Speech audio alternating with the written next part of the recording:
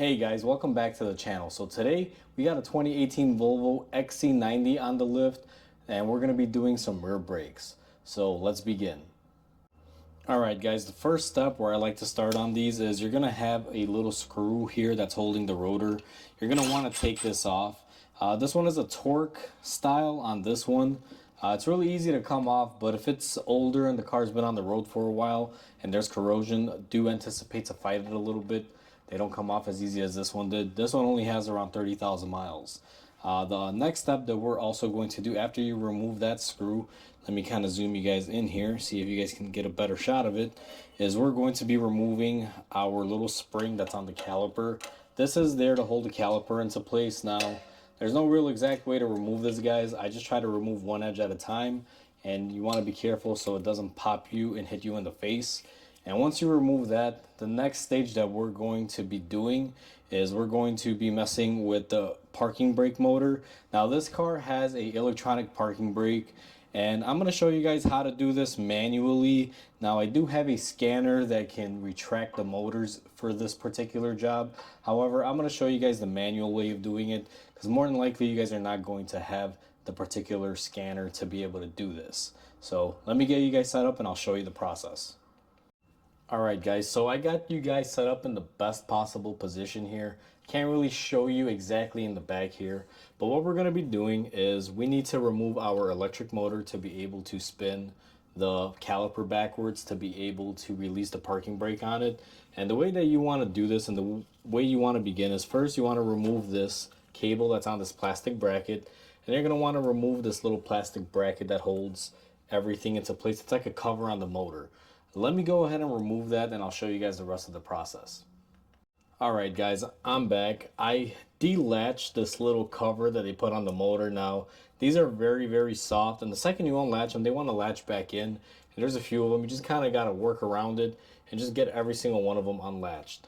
Now, what I'm going to be doing is I'm going to be disconnecting this connector for the motor. Now, you guys may not be able to see it very well, but our motor connector is right here in this yellow tab. What you're going to want to do is basically kind of come up here on the sides, each side, and pull this straight up, and then the connector should release. I can't really show you guys on camera because the camera would be in the way, but I'll kind of demonstrate it after I remove it. Alright guys, so I got my connector disconnected, and the way this works is you can see you push it down and you push it up. It's supposed to do one of these. Now when you line this back up and you put it in, it lines up in some grooves, and as soon as you get into the grooves and it lines up, it'll kind of suction this down, and then you just kind of press it all the way and the whole connector will feed in there. It's very difficult to show on camera. I'll try to keep the camera rolling when I connect it, but what I did to disconnect it was just kind of lift up on this side, lift up on the other side, and then when I got a little bit of clearance in the middle here, kind of put my screwdriver in there gently and just started lifting up, and eventually it came off. They are a little bit, stuck on there because they do exhibit a little bit of grime and things like that are from the road, like water and salt. But that's what your connector looks like. And now what we're going to do is just kind of set this to the side and then get this cover off. And this cover, as you guys can see, the second I remove it, it wants to go back in. It's very common for it to want to go back. Just be very careful, kind of push it up to the side. And once you push it off to the side and you have your motor disconnected, you're going to have two Allen bolts on this motor. Now, I don't know how well the camera is going to pick it up, but the first one is right here, and then we have another one, and I can't really get in there on the other side. Let me go ahead and unbolt the motor, and I'll show you guys the location of those two bolts, because what we're going to do is unscrew the motor, and we're going to basically pop it off the caliper in order to remove it to free up our parking brake mechanism so we can spin it to release the tension on the caliper. Alright guys, now that we went ahead and we removed our two bolts for our parking brake motor, now this is the motor. What I'm going to do is kind of put one thumb here and another thumb here and just slowly work this off. You guys can see it moves once you remove the two bolts. There is a seal, so it's on there a little bit kind of tight. It will want to fight you a little bit, but I'm going to go ahead and cut the camera and remove it, and I'll show you once I have it off.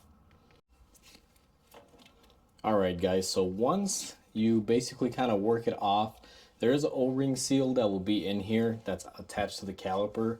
I don't know how well the camera picks it up, but you guys can kind of see where it goes there. And you can see that shaft sticking out.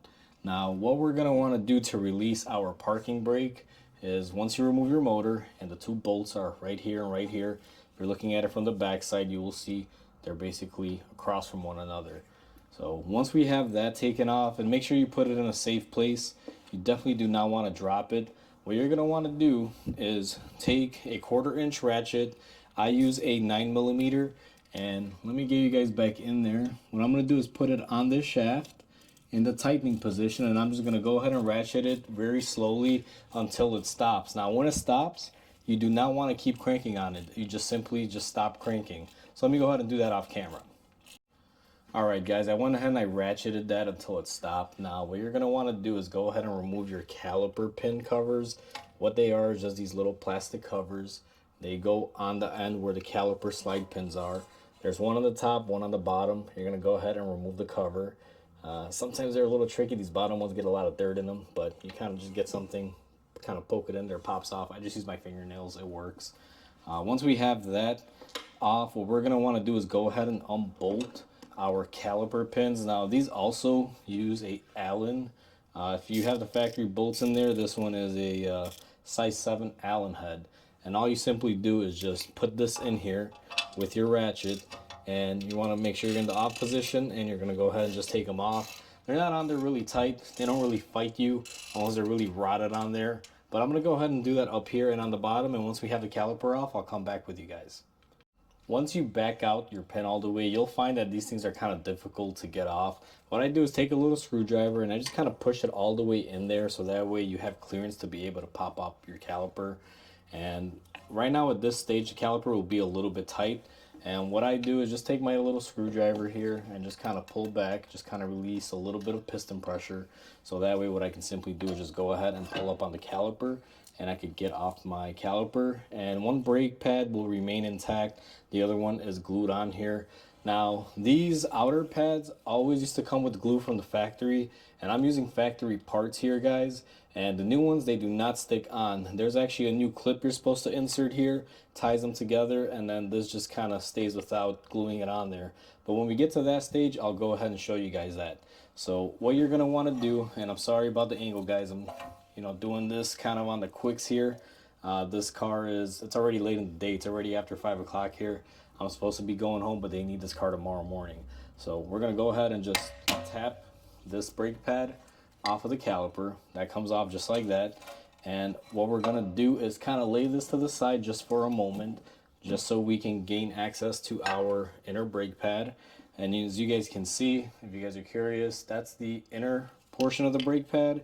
And then this is the outer brake pad. They wore somewhat evenly, but on the other side, they did grind the rotor. This side didn't really grind the rotor, but I'm replacing the rotors on it anyway. They just, you can't replace one rotor. I mean, you can if you wanted to. I don't recommend it. It's not really a good thing. So now that you have your pads out of there, you're going to grab whatever method you prefer to compress your caliper. Now, once you release the parking brake on these and you push it back, or I'm sorry, you turn it back, they just simply push in.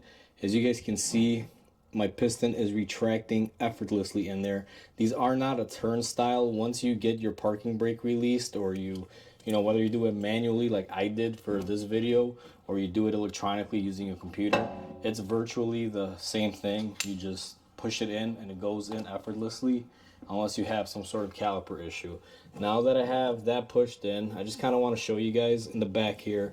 This is where my caliper motor for the emergency brake would normally go in here, and you guys can see there's the O-ring seal here, and then that's the spline drive that the motor will drive to activate and release the emergency brakes or parking brakes, whatever you prefer to call them. Just kind of want to show you guys now because it's real easy to see. And then this is where it bolts up, one here and one there.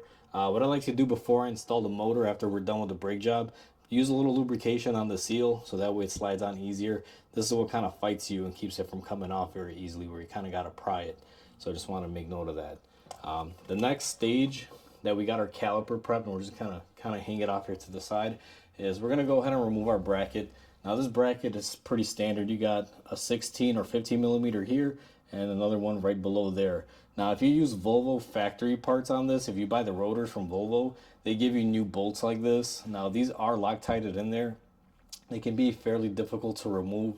So if you bought Volvo genuine parts, You get new bolts, just take them out, swap them, you're good to go. If you're reusing the hardware, now I don't know if you should be reusing it or if it's a stretch style bolt, but if you do plan on reusing them, figure out if you can reuse them or not, and if you can, go ahead and put some Loctite on them.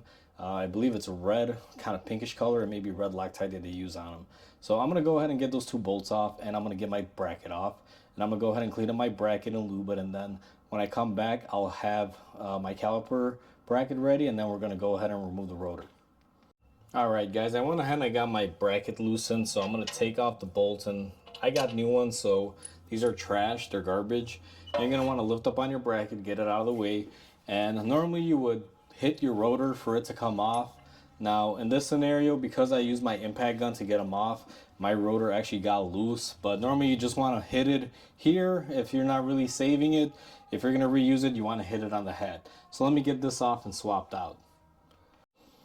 Alright guys, so I went ahead, I got my new rotor swapped in, and I used that little set screw that they use. I just put it back on, and that's going to hold the rotor flush. Now these are the new bolts that came with the rotor. These are for the caliper bracket. You guys can see they are Loctited. So I don't forget, what I'm going to go ahead and do is I'm going to place them where they belong inside of here. Now I already went ahead and I prepped my bracket. And these brackets don't really need a lot of prep, but what you're gonna do is want to clean in these channels where the pads sit, and then use some brake lube. I use a ceramic brake lube. It withstands a lot of temperature and it lasts. It's kind of very tacky. It doesn't wash away very easily, and that's what I'm choosing to use on this one. So I'm gonna go ahead and bolt this back up. It's fairly simple. You guys have seen me do this plenty of times on other brake videos, so I'm not gonna really show this part on camera. Alright guys, so now we have our bracket installed. What we're going to be doing next is we're going to grab our brake pads. Now one thing to note on your Volvo brake pads, if these are factory originals like the ones we have, you'll have an R and an arrow up here. They're marked right and left for the inboard pad, the one that has the little spring in here, and then the outer one, as you guys can see, has no markings. They're interchangeable. Now the old pads didn't have these springs, and these were included in the box. This is kind of like a little retraction spring, so whenever you let go of the brakes, what it does is it'll retract the pad so that way your brakes don't stay applied. Now I'm going to put one of these pads down and kind of show you. The way these work is you want to grab your pad from the bottom and then grab your little hook, and it goes from up and underneath, kind of like this. Now I'm going to go ahead and do this on the top and bottom of my inner pad first, and it doesn't matter if you do your inner or your outer pad first, whichever side you prefer. And then what I'm going to do, once I have it kind of set up like this, I'm going to take my other pad, and I'll be honest with you, this one can be a little difficult because you gotta kind of work with your hands here. So once you have it set up like this, you see they're springy. Then what you want to do is go ahead and put them into place. Now you will notice that they do not want to sit flush. You'll kind of see them, and let me see if you guys can see it's kind of bowing out. See how that spring that we installed wants to push them out. That's how it works. When the caliper is on here, it'll keep even pressure, and after you release the brakes, what this little spring that they included should do is kind of separate them, allowing the brake pads to release just in case they do get seized or stuck or anything. I believe this might have been something Volvo made a reiteration of after they made this vehicle, because like I said, the original ones didn't have this clip, and they give you a nice little caution thing in the box that says you must use this clip, therefore I'm using it. So now that we have that on there, what I'm going to do next is take my caliper and go ahead and install it. I'm going to try to do this live for you guys so you guys can kind of see. The way I do it is I will make sure that my pins are pushed all the way in. Now a lot of you may want to lubricate these pins, guys, and Volvo does not recommend lubricating them. There's no lube on them. They should be dry. You can take them off and clean them. I did that off camera. I just kind of took them off, wiped them off with some brake cleaner, and put them back into place. That's what I would recommend doing. So the way you want to install the caliper now is just kind of sandwich it. I'm going to hold the brake pads with one hand and push them together, and then I'm going to kind of push the caliper on top. And once I do that, I'm going to go ahead and line up my pins here, kind of push them in, make sure they're lined up. Once you do that, you're going to want to go ahead and tighten your brake slide pins. Now I'm going to do that off camera, and I'll be back once I have that all done. Once you go ahead and you tighten your bolts for your pins, what you're going to want to do is don't forget your little caps. These will help keep any dirt, water, debris, anything out of those pins so they slide effectively and they don't have any movement. Now the next thing that you're going to want to do, if I could find it here, I kind of put it to the side. Oop, there she is. excuse me guys, gotta block the camera, is you're gonna take your spring and you're gonna want to reattach this. Now I'll see if I could do this on camera with you guys. Let me see if I can reposition the lighting here so you guys can kind of have better lighting. This light today is it's not liking me, guys. Like, it's been very difficult. See, I keep getting glares. I think that should work there. So the way I do this is take your spring. Now they usually come with these brand new, and for some reason this one did not come with it. So I go ahead and I slide it on the caliper on one side, and then I make sure I put it in place, and I'm going to go ahead and slide it in on the caliper on this bottom side. And then what I'm going to do is kind of position it downward. Now once you slide it into that little hole, you got to use a little bit of pressure to kind of slide it in. And then what you want to do is make sure that it's fully in here, because it slides in here and then this just kind of pops into place. These aren't the strongest, so they don't fight you too bad, but you want to make sure you put this on, otherwise you will have noises or you will have clicking and clacking and things like that. Now that we went ahead and we got our caliper bolted and we put our spring in place, the last step in this process, guys, is to go ahead and reinstall your motor. So what I do is I figure out the position. Now this motor came off like this, so I'm going to go ahead and reposition it. Once you reposition it, you kind of just work it on here slowly. Remember to grease your little O-ring, otherwise it won't slide on correctly. Now you can't just push this thing on, because if you guys notice, it has like a little star cut out there, so you kind of got to position this correctly. So what I do is I just kind of slide it on here and kind of wiggle it back and forth until I find its happy position. So let me go ahead and do that, and then we're going to bolt it up. Alright guys, once your motor is set into place and you've bolted it up, the easiest way that I find to reinstall this motor is to basically kind of wiggle it, line up those teeth and the splines in the motor and on the caliper, and then it kind of just pushes its way in.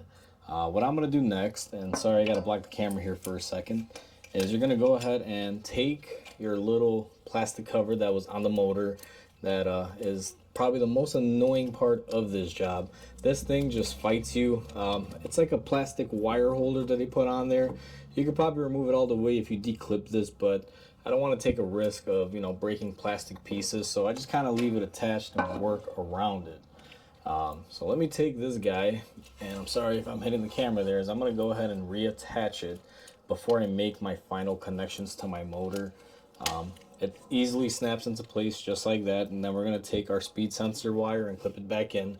Now this is our wire for our motor. Now the way this works is you're going to go ahead and line it up, and let me see if I can get the correct angle. And what you'll notice is when this is up and you go ahead to push it in, it's going to want to kind of push down with it. And now as I snap it in and lock it, it'll suck the connector in, and then you just kind of tug on it to make sure that it's locked in. Once you do that, guys, you're pretty much done with this brake job. All you'll have to do is go ahead and put your wheels on, torque them to spec. I would probably clean off your calipers and rotors with a little bit of brake cleaner, you know, just to get some dust and things off if you didn't do that previously. And once you do that, go ahead and start the car up. You want to pump the brakes before you put it in drive. Make sure you push your caliper pistons all the way out. And after you do that, you're going to want to test the functionality of the electronic parking brake. Make sure everything is good and nothing went wrong. And once you do that, you are pretty much all set. So hopefully you guys enjoyed this video. Hopefully it helps you guys out if you're doing something similar to this on a Volvo. And with that said, please comment, like, and subscribe, guys. It definitely helps my channel grow. I hope you guys have a wonderful day, and I will catch you guys on the next repair.